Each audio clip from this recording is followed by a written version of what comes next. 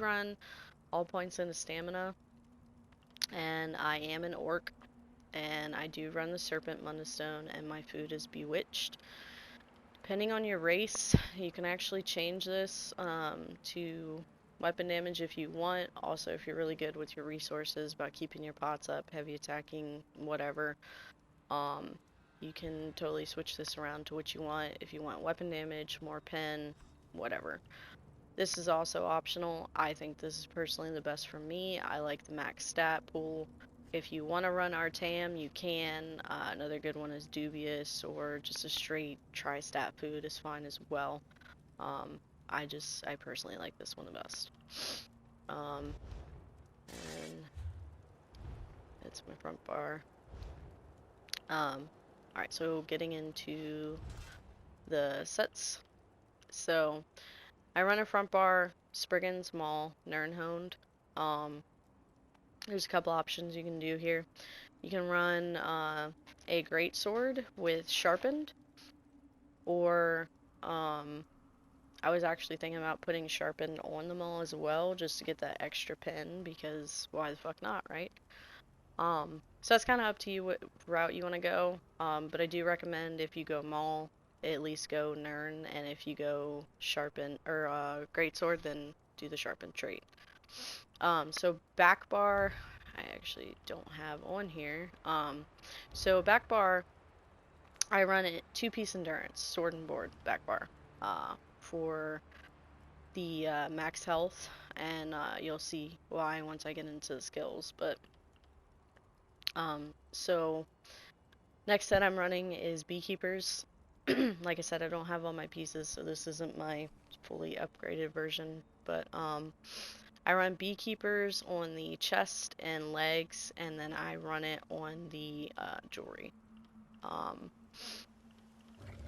And I run 3-piece heavy and 4-piece medium. So if you choose, there's a couple ways you can set this up, but if you choose to run it this way, then one of the monster sets that I run is either Bloodspawn, Stack More Recovery. I'm a recovery whore. I just like all the recovery. That's just me personally. But you can actually do 1-piece Crags here for the penetration. You can do Bloodspawn if you need more recovery, like if you're running weapon damage or the penetration Mundstones. Or you can run 1-piece Dumbhouse, which gives you a line of Max Stam and Magicka, which is just really fucking great. So that's kind of up to you. But I do like to run 3 heavy. They changed the armor passives, which we'll get into that in the skills. And 4 medium. So the next monster 1-piece I run is Balorgs, for the weapon damage. And then of course we've got the Spriggan pieces on the body, so that I have Spriggans up on the front bar, which is really all you need it for. If you want to run a back bar, you can, but I'm going to show you why you probably shouldn't. So that is the first setup that you can run. So the next setup you can run if you want is to drop a monster piece, put Beekeepers here, take off one of these rings, and actually run 1-piece trainee for more max health. If you want. I personally don't think you need any more health on this build. If you feel like you want more health on this build, go for it. I just personally, I don't like it. I would rather probably have Dumbhouse, and honestly, I'd probably change this out for the Crags for the penetration. So I'm a penetration whore. But anyway, so that's the skill setup. If you want to run this in Spin to Win, you can. So I recommend, personally, what I would run is I would run 2 swords, and I would run them sharpened, just for the extra damage and the extra pen. If you want a little bit more crit, you can totally do that. You can run like 1 sword, 1 dagger, or you can run 2 mauls. So you can have like 2 mauls here, and you can do them like Nirnhound or fucking sharpened, whatever you want to do. So that's completely optional. It's just depends what you want out of your build, basically. So going into skills, This is my two-hander front bar skill setup. Dizzy, sub, executioner, bird of prey. This is a flex spot. You do not have to have this here. I just put it up here for an oh shit heal. Why the fuck not? Typically when I'm running in a group, I actually run Growing Swarm. It's really fucking awesome actually. And it spreads to people if they're close to each other, gives them minor vulnerability, does a little nice little dot. It's just pretty cool. And it gives you another animal companion passive up here, which we'll get into the passives here in a bit. And then group play, I run Permafrost. But typically you want to run Dawnbreaker. Both are good, honestly. They're both great.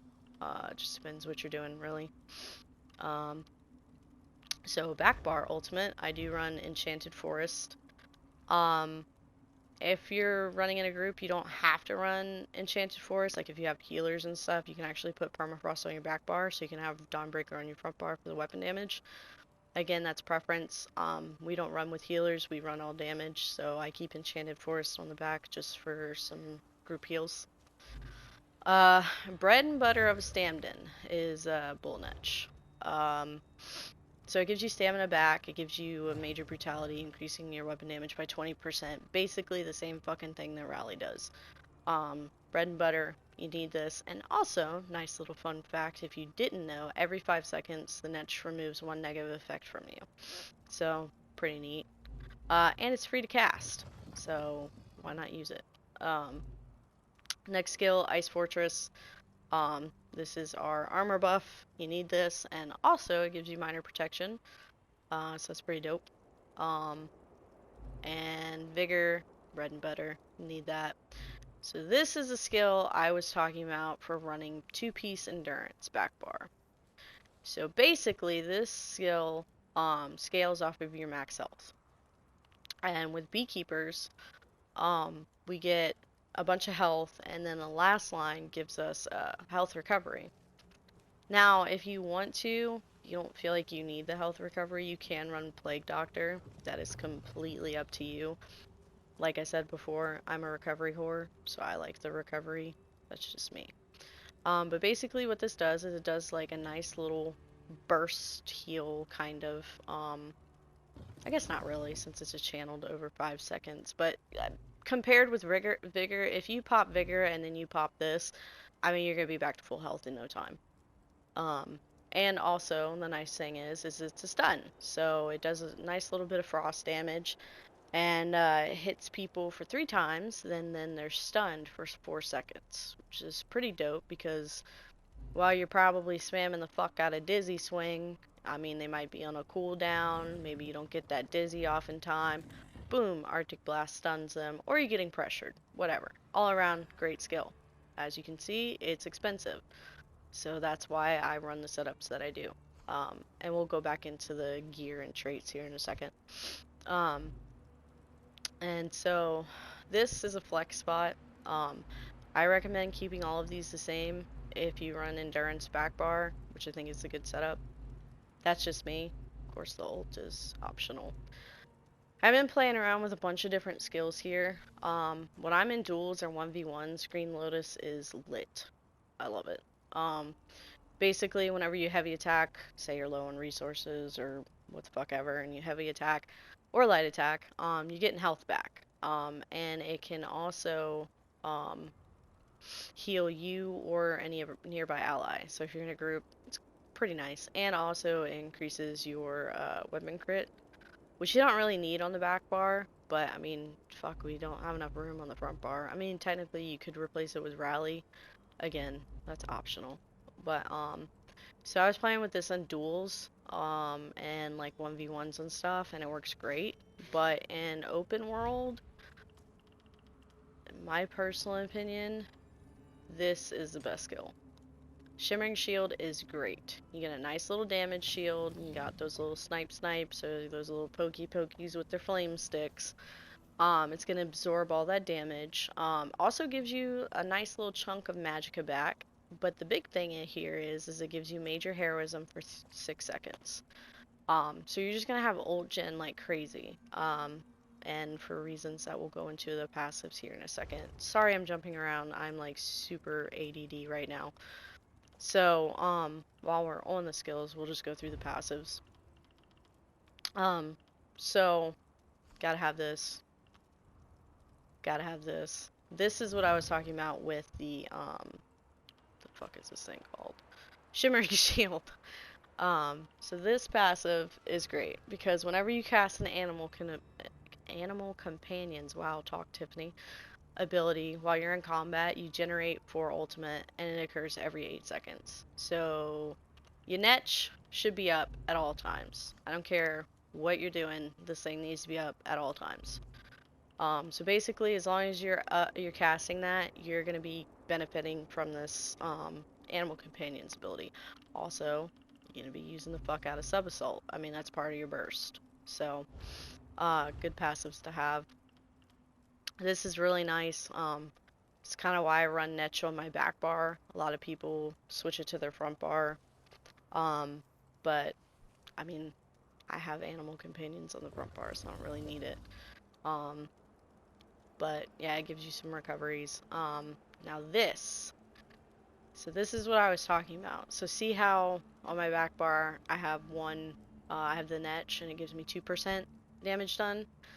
Well, I have 2 because the Bird of Prey is an animal companion's ability. So like I was saying, if you drop Rally and you decide to run Growing Swarm, then you're going to benefit from this passive, which also stacks on top of this right here. Minor Berserk, increase your damage done by 5%. You're just going to be doing a fuck ton of fucking damage done, basically. So there's that. Put this shit back up there. And then Green Balance, you want all of these passives. They give you Major Mending, freaking stats back. You do a shit ton of healing. Like, this one's really good too. Increase your max health. All of these are great. You need them. All of these are awesome as well. If you do run Permafrost, this is really OP. And even like with the Arctic Blast, it's great. Frozen Armor just gives you more armor, which is always good to have. Which will stack with the armor from Sword and Board, by the way. This is great. I mean, just like all of these passives are awesome. Two-handed, you need all of these. Where was it? Heavy weapons. Okay, so this is where I was talking about the weapon different types. So see how it says swords increase your weapon and spell damage, and maces increase your armor penetration. That's why it's pretty optional which way you want to go. Somebody, actually quite a few people have tested this, whether the sword with the sharpened and the maul with the Nirnhoned is better. And I think it ended up coming about out the same. Like, I don't know, it might have been like a 15 point damage difference. So it's really up to you. Like, if you can't find a freaking mace, then just get a sword and change it to sharpen. Or vice versa. So it really doesn't matter. I am interested in changing my my two-handed mace into sharpened trait, just because why the fuck not? But I don't know. We'll see. So yeah, so you want all these passives as well. Let's see what else. Sword and Board. You want all these passives. Technically, you don't need this passive. Like, if you're trying to conserve skill points because you don't have a bunch of them and you need them for other shit, you don't need this in here. But, I mean, sometimes, like, you run up on, like, a perma blocker or, I don't know. Sometimes it's just good to have. So, like, if you have the points, throw them in there. But I personally don't think you really need it. It's just me. As you can see, I was playing with Shield Charge. Fucking sucks. I don't personally like it. I will go over the dual wield setup here in a second once we're done with the passives. Light armor, you don't need anything in here unless you're running Undaunted and you're running One Piece Light, which you can. That is up to you. Medium armor, I have all the passives in here except for sneak, because I'm usually never sneaking. Um, this is what it does. This is why I run 3 heavy and 4 medium. I don't run elude, obviously. I was messing with that for a bit, but I kind of like having the extra piece of heavy on there because of the new passives. I have all points into heavy armor passives. It's just really good to have. If you get a second, you should actually go through them and check them out if you haven't. We've got some pretty nice little perks and stuff. Next, Spider's Guild. You're going to be running Dawnbreaker up front. It's a good one to have. Oh, another skill that you can put on your front bar, which will also increase your damage as well. So you can run Expert Hunter, morph that into Camo Hunter. Basically what it does when you're flanking somebody, you'll get the, what is it? Is it Minor Berserk? Or is it Major Berserk? I don't remember. I see people run this on their bar all the time. I don't remember if it's major or minor. If it's minor, don't run it. It does not stack with Bird of Prey. My personal opinion. I mean, it's good for Nightblades. You take them out of stealth, and it gives you the major savagery, which is basically the same thing as the other skill. But that's kind of up to you. I see people running it. What the fuck ever. Do you? But this skill, if you morph this into silver shards, I believe, this is just fucking retarded, basically. So it's kind of like the Dragon Knight chains. You just like pop people and pull them right to you. So you could run that instead of rally if you want. It's up to you. I was playing around with Sigil Order. I really don't feel like I needed any of these, so I just haven't used it. Undaunted passives, you can actually get these 2 passives if you want. It's up to you. All your assault, you want vigor, of course, all this stuff, and all your work skills. And you do want medicinal use, so you want to level up your alchemy, and you want, what is it? Here we go. And you want these 2 passives. It's nice to have. Alright, so real quick, backing up here, we're gonna go over traits, and then I'll go into the spin to win. So traits for the spin to win. I think I already went over that. What was I gonna say? Oh yeah, so another option that you could run if you don't have beekeepers or you don't have spriggans, or I don't know, you just want to mix and match. Another good set is Shacklebreaker. So Shacklebreaker and Beekeepers is what my buddy runs on his Sam Warden, and he is basically a fucking tank. And it's disgusting. He doesn't do as much damage as I do, but his survivability is a lot better than mine. Like, I have to kind of stay on my toes a little bit more, whereas he can just pop a vigor and just, like, stay in attack mode and pretty much never die, because he's a scrub. But, so you can actually run Shacklebreaker here, if you want. It's crafted set, so you can make it how you want. The only downside to that is that you would have to drop, like, a monster set, and also, like, you would probably have to run it on the back bar, as well, to keep the 5-piece, which I guess you don't have to. That would give me a whole aneurysm right there, not being able to run the 5-piece, but that's just me, so that's just another option that you can do as well. So let's go into traits here. So typically head, chest, and legs here. I will run infused, and I'll do tri-stats. So this is where it gets down to making your build personal to you.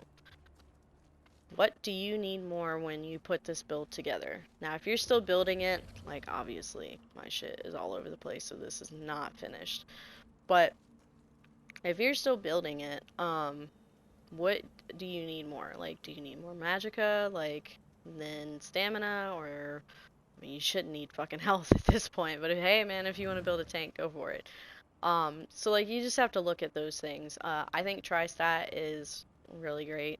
So I would personally run those, but like if you need more stamina pool or a more mag pool, then just run a straight stamina mag glyph here, with infuse. And the rest, I would run impen. People have made crit builds a thing again, so I just like having the extra crit resistance. If you don't want to run the infused pieces, or maybe you don't need them, then what you can do is do a mix of what you use the most. So I roll dodge like a mofo, like all the time. That's part of my whole rotation. Attack, getting pressured, roll dodge, into back bar to heals. So that's just me. So something that would help me out in my gear would be running well fitted. Um, just reduces the cost of sprint and roll dodge. Uh, so you can do a mix and match of what you need. But starting out, like if you're starting out on this class and you're getting used to it, I would definitely run all in pin, and I would probably have at least one or two pieces infused with like a tri-stat. Um, but typically how I run it on my other setup with my stuff is this is infused, this is infused, this is infused with tri-stat. Everything else is stam glyphs. And then of course all your jewelry is going to be infused. And this goes back to the Mundus Stone too. If you want to push more damage or more pen, and you still feel like you need more recovery, then you can actually drop one of these weapon damage glyphs and run a recovery. So like say you need more mag recovery or something to help sustain your buffs, you can totally do that.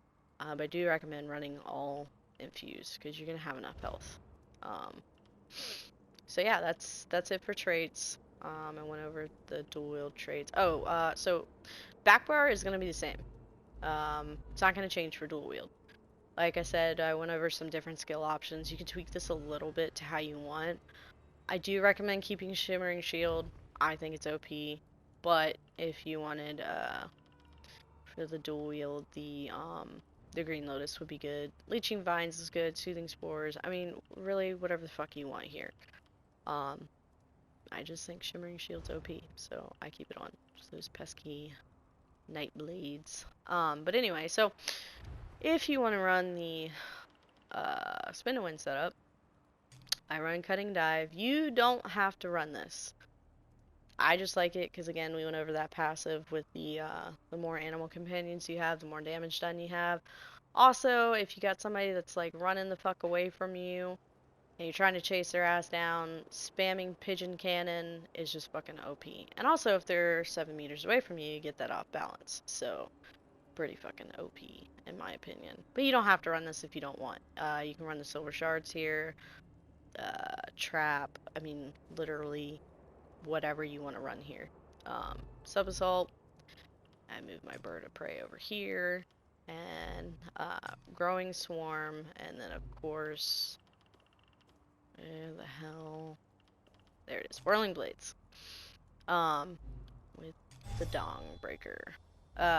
So this is my Spin to Win setup. Again, that can be interchangeable, you can run whatever you want. This is how I like it. I have 4 animal companion abilities, and then I just use this as my execute. Basically, let me show you. You just pop, and then you'd hit, holy shit. Yeah, pop Sub Assault, pop that, spam, spam, spam, and then once you're done, you do the little twirly-do Whirling Blades, which I can't because I have a fucking two-hander on. But anyway, it's really fucking simple. Really simple. I do recommend if you're gonna change anything, like for the bar setup, to probably change the Cutting Dive. I would definitely leave this on. This is great for group play, for the Spin to Win setup, and you can run whatever the fuck you want here. That's up to you. But yeah, back bar is the same, and you could change that out if you want. So yeah, so that's my Stamden setup. Sorry I don't have all my pieces in my gear. Oh, potions. Potions I run Tristat, and I try to keep, which I don't have one here. What the hell, man? God, this is like the worst video ever. Um, anyway, so I run Tristat potions, and, on my front bar. On my front bar. Wow, what am I talking about? I'm trying to read and, like, talk at the same time.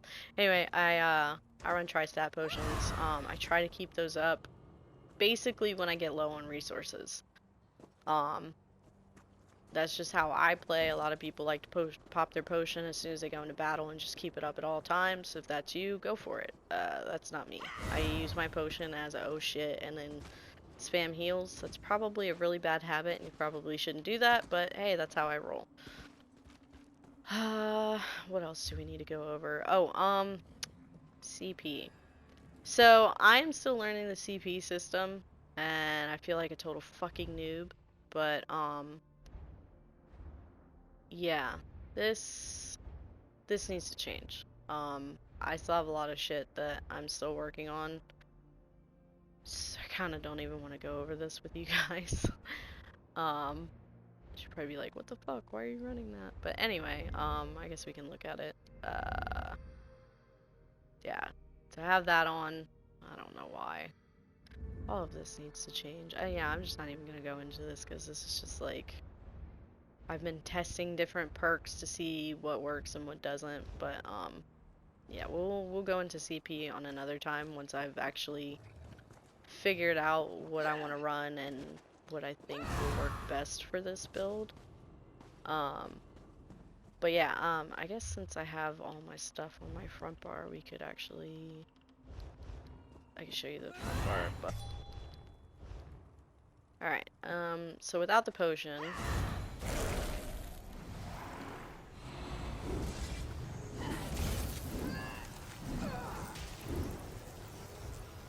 alright, that's my stats, buffed, not gonna be super impressive looking right now, oh, and that recovery will actually go up if you run rally, I forgot to mention that, if you're a recovery whore like I am. You can find the fucking skill, Tiffany. What the fuck you doing over here? Here we go. So actually,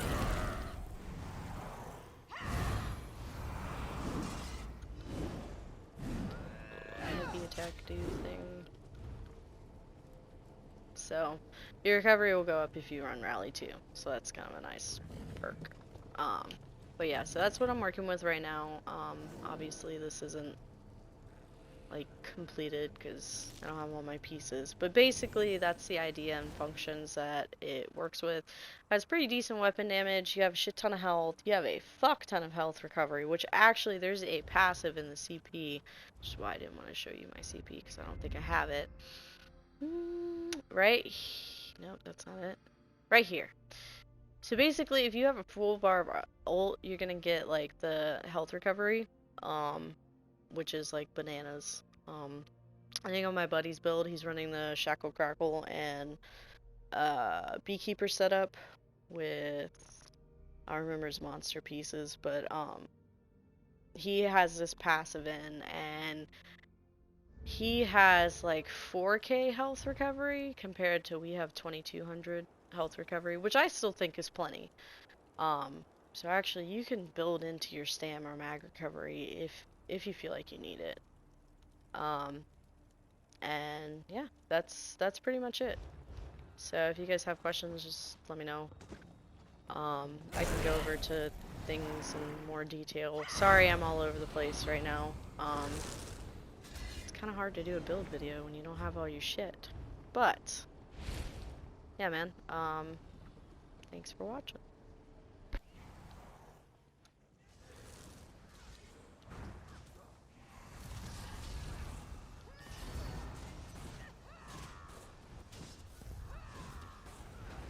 This guy's a healer. He's down.